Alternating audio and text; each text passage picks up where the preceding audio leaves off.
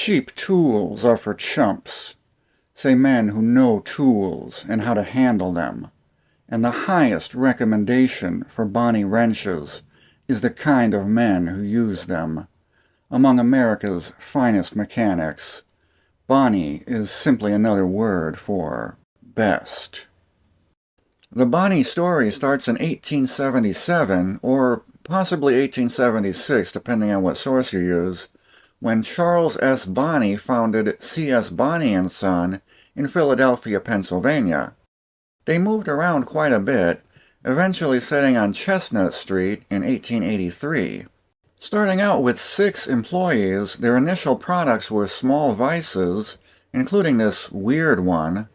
However, in 1885, Charles Bonney sold his share of the company to John B. Newkirk, and they became the Bonney Vise and Tool Company.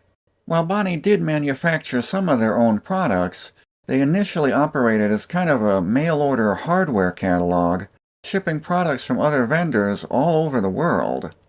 In 1890, the business was reorganized under A.O. Bills, and was eventually purchased by Joseph Durham, who would move the company to Allentown in 1909 into a factory formerly occupied by the Allentown Hardware Company.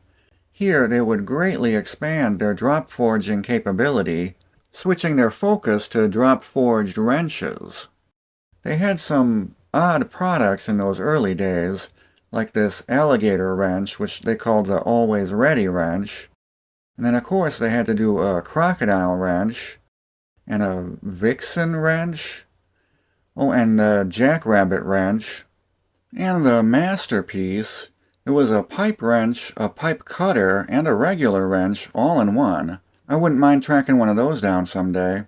By 1921, the company had grown to 150 employees, and the name was changed to the Bonney Forge and Tool Works, to reflect their focus on drop forging. Bonney started using alloy steel late in 1922 when they introduced their CV line of chrome vanadium tools.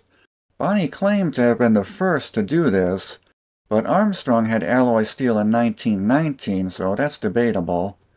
In 1932, they introduced Zenel, a proprietary steel alloy for their top-tier tools. Bonney claimed Zenel was the hardest and strongest alloy steel. It's believed to be a variant of chrome moly steel. They also held trademarks on Bonalloy, another term for their chrome vanadium tools. Two-type was for their combination wrenches, and Hercules for their heavy-duty tools. Bonney also made it to the Great White North in the 1930s when they Hey, no. No, last time you were in a video, I lost like 12 subscribers. Oh, take off then. Alright, fine. I'll let you do the Canadian part again. Yeah, so up here in Canada, Gray Tools was run by this guy, Alex Gray. Yeah, and he was like hanging out with the CEO of Bonney, that Bull Durham guy. Joseph Durham. Anyway, they were probably like ice fishing or something. And then they teamed up together to form Gray-Bonney Tools. Yeah, see, they just added another room off to the side, eh? And they made a bunch of tools together up here in Canada. They were really proud of that all the tools were made here in Canada, eh?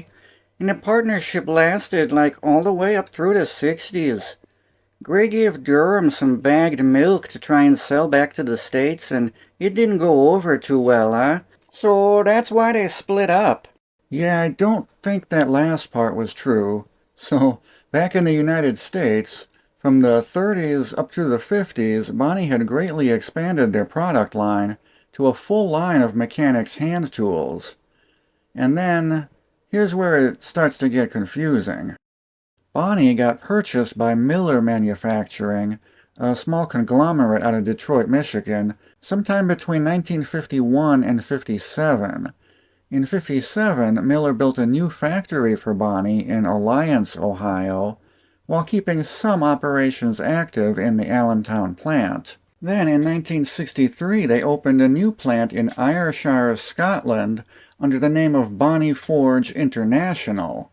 Most of Miller Manufacturing was broken up and purchased by Gulf and Western in 1964 for $9.3 million. And I think this is where the Gray-Bonney partnership in Canada ended. Gulf and Western got Bonney's Ayrshire, Scotland plant and the Allentown plant, which then operated as Bonney Forge and Foundry, making pipe fittings. BFF would be purchased by a private investor, John Leone, in 1984, and production moved to Mount Union, Pennsylvania. Bonney Forge still exists today as an independent company making pipe fittings.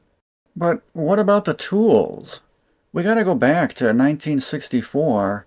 During the Miller dissolution, the other part of Bonney, the Alliance, Ohio plant, was sold to Utica Tools. Utica Tools was owned by Kelsey Hayes, yet another huge conglomerate, who had also previously purchased her brand. Kelsey Hayes combined all three brands' production into one plant in Orangeburg, South Carolina. It was this merger that allowed Bonney to introduce their most innovative tool design.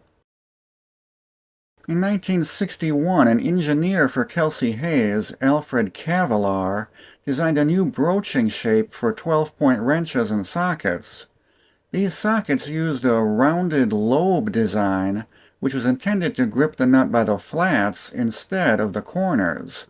Kelsey Hayes would initially sell these wrenches under their Loc-Rite brand, marketed towards flare and hydraulic fittings. They were then later sold under Bonney after the Miller acquisition. If this design looks similar to Snap-on's flank drive, it's 'cause, it's basically the same thing. Snap-on filed for a patent on their version in 1963. Snap-on's version is slightly different. They left some flats on the peak of the lobe, whereas on the Bonney the lobes are perfectly rounded. I think the Snap-on design was just different enough that they avoided patent infringement. Several sources reference a legal battle over the design, but I wasn't able to find any evidence of a lawsuit. Also, when you look at the timeline, there was some overlap in between when the patents were filed and approved, so there might have been some litigation going on. Allegedly, both companies had been approached by the U.S. military, who wanted wrenches that wouldn't round off soft hydraulic fittings. So there may have been some parallel development going on. Either way, off-corner engagement was first introduced by Kelsey Hayes as Loc-Rite, and Snap-on's flank drive came out shortly after. Alright, let's get back to the lore. In 1967, Kelsey Hayes sold their entire tool division to the Triangle Corporation, yet another huge conglomerate. Triangle owned Utica, her brand, and Bonney until 1993, when they were bought out by Cooper Tools, who promptly killed off all three brands. So that's the end of the Bonney story. Or is it? In 1996, Cooper sold both the Bonney Tools and Loc-Rite trademarks to Snap-on. I don't see any evidence that they got any assets other than the brand names, and then Snap-on let the trademark expire in 2006, so I doubt Bonney will be coming back anytime in the future. But who knows, anyone could revive the brand at this point. At least the pipe fitting portion of the company is still around. So that's the full story of Bonney. Let me know in the comments if there's anything that I missed. This is the full timeline board I created for Bonney. At some point in the future, I'd like to set up a website with all of the tool company timelines, where you could click on a company and it would zoom in and show you all the connections between the brands. But that's a ways away. And as usual, there's a ton of links in the video description to all my sources if you want to dig deeper on your own. Thanks everyone for watching.